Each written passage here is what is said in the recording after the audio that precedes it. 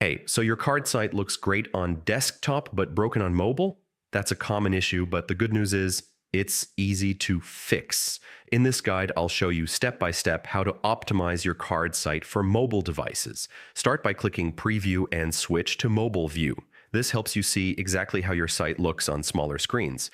If elements look too wide or cut off, select them and reduce their width or set them to Auto so they fit properly on mobile screens. Large text can break layouts on mobile, reduce font sizes, or enable responsive text so it scales properly across devices. Too much spacing can make your site look messy on mobile. Adjust margins and padding to create a clean, compact layout. If you're using columns, make sure they stack vertically on mobile. Card usually does this automatically, but double-check alignment and spacing. Large images can overflow or slow down mobile loading. Resize and compress images so they fit properly and load faster. Card lets you show or hide elements on mobile. Hide unnecessary sections to keep your mobile layout clean and focused.